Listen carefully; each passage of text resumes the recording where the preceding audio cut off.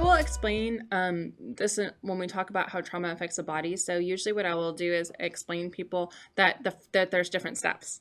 So the first step is knowing what's happening in your body. If we can stop what happens in our body before the body is flooded with the bad chemicals, or with adults, obviously I'm going to say cortisol and name the chemicals. With kids, I will usually refer to them as the poison chemicals or the damage, that whatever we want to call them. You can name it whatever you want. You talk about the chemicals, and I will also invite people to give names for things, so they can call it what they want.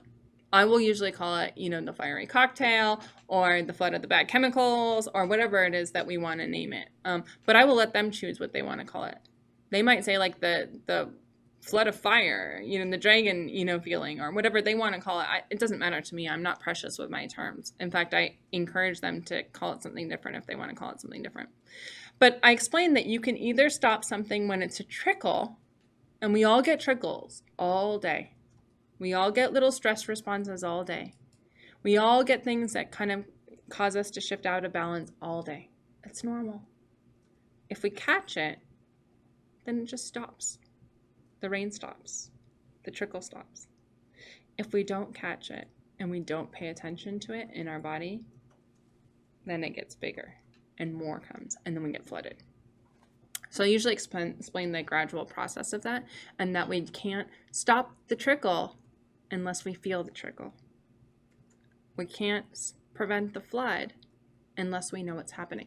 And then I will describe all the different ways that you might feel this in your body, and then that's their first step. The first step is to notice what happens in their body when these things happen. And that might be, and with people that are really not used to doing that, it's probably going to be bigger things.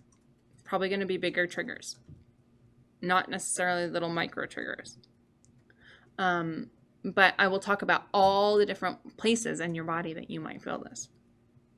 And usually, we'll go through this, but usually as I'm going down the body parts, somebody will say, "Oh yeah, that's me." Like all the different, responses that we have. And then, somebody will, "Oh yeah, I do feel my neck getting tensed," or "I do feel it in my jaw," or "I do feel it in my tummy." And, a lot of people will identify with at least one, if not more.